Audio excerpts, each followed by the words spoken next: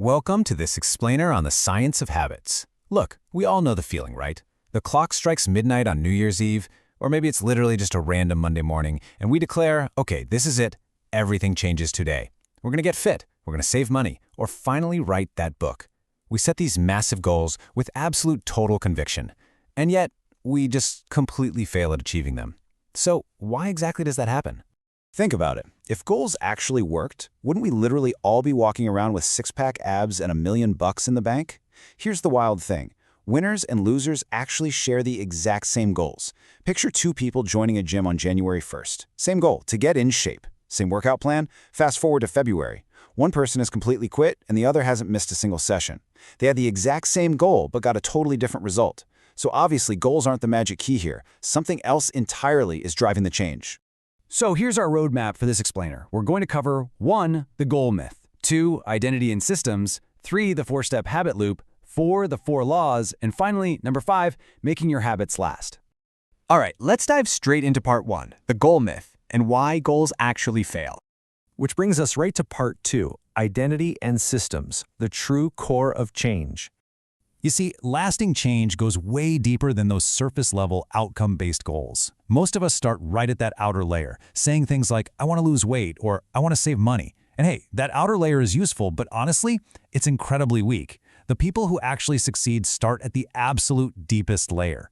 They don't just build habits, they build a totally new identity and create reliable systems to actually support it. Imagine two people trying to drop a smoking habit, and someone offers them a cigarette. The first person says, oh, no thanks, I'm trying to quit smoking. Think about what's happening there. They are fighting their old identity using sheer willpower. Every single no is an exhausting uphill battle. Now look at the second person. They say, no thanks, I'm not a smoker. Boom. They aren't fighting at all. They've already written a completely new story about who they are.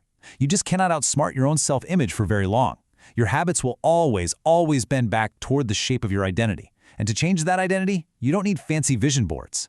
You just need to collect evidence. Every single action you take is literally a vote for the person you are becoming. You read one page, that's a vote for, I'm a reader. But here's the catch, an identity needs an environment to thrive in. As the famous saying goes, you don't rise to the level of your goals, you fall to the level of your systems. So many of us rely on motivation to get stuff done, right? But motivation is basically just a battery on your phone. It runs out. By the end of a long, stressful day, there is absolutely zero juice left in the tank. Super successful people, they don't have some magical superhuman reserve of discipline. No way. They just rely on environmental systems. They set up their space so the right choice becomes the easiest choice. It's like putting your vitamins literally right next to your toothbrush so you just can't forget them. It's never about raw discipline. It is always about system design. Of course, even with a killer system, starting out is rough. You enter what's called the valley of disappointment. If you've ever started a new routine and felt like you were putting in all this massive effort for zero visible progress, let me reassure you right now, you aren't failing. You're just stuck in the valley. Think of an ice cube sitting on a table in a room that's -5 degrees. As the room warms up to -4, then -3, well, nothing looks different, does it? The ice looks exactly the same, but the invisible work is actually happening. The moment that room hits 0, the whole thing melts at once. Most people quit right before that massive breakthrough simply because they can't see the progress yet. The really crucial takeaway here is the totally wild mathematical reality of compound interest. Success doesn't reward early effort. It rewards consistent effort. If you improve just 1% each day, you probably feel like you're going nowhere. But thanks to the compound interest of self-improvement, getting just 1% better every single day makes you 37 times better over the course of a single year. Like 37 times! Once you really grasp that math, you stop judging yourself so early on.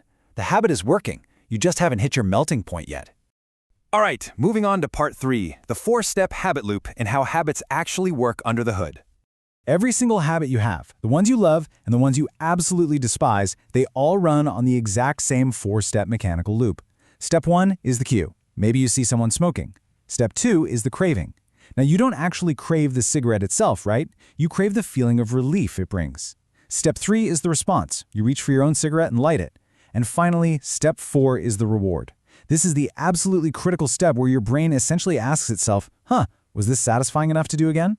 Ultimately, your brain decides what behaviors to keep based entirely on that final reward. And this loop explains exactly why bad habits are just so incredibly stubborn. There's a really stark contrast in reward timing here. If a behavior gives you quick comfort or a fast hit of dopamine, your brain automatically saves it. Bad habits provide immediate relief. Good habits, on the other hand, they reward you somewhere way out in the distant future. The benefits are delayed. And our brains are wired to heavily prioritize immediate comfort over delayed gratification. That is exactly why breaking bad routines feels nearly impossible. Let's jump into part 4, the 4 laws. This is where we talk about rewiring your routine. So here are the 4 inverse rules for building a genuinely good habit. We need to make it obvious, make it attractive, make it easy, and make it satisfying. Let's break down this rapid-fire toolkit so you can literally start applying it today. Starting with the first 2 laws, make it obvious and make it attractive. Look, if your phone is sitting right there on your desk, you're going to check it. If you want to drink more water, the cue must be obvious. Put a giant water bottle right next to your keyboard. You can also create obvious cues using something called habit stacking. This just means taking an existing habit and attaching a brand new one to it. Like, right after I brush my teeth, I will do 10 push-ups. You're just turning your existing automated routines into triggers. Then to make the craving attractive, you use temptation bundling. You pair a habit you need to do with something you really enjoy doing. Like telling yourself you can only watch your favorite Netflix show while you're walking on the treadmill. Suddenly, a totally boring chore feels highly rewarding. Now for Law 3. Make it easy. We so often think we fail because we're just weak. But actually, scratch that, we aren't weak. We just need to reduce friction. Your whole job here is to make the right action the absolute easiest option in the room, and the wrong action incredibly hard to access. If you want to work out in the morning, pack your gym bag the night before and put it by the door. If you want to stop eating junk food, don't just hide the chips. Move them to the highest, hardest to reach shelf, or better yet, completely remove them from the house altogether. And to make starting truly easy, we use this absolute game changer of a trick, the 2-minute rule. When you start a new habit, it has to be scaled way, way down so it takes under 2 minutes. Your goal isn't to read a whole book. Your goal is simply to read one single page.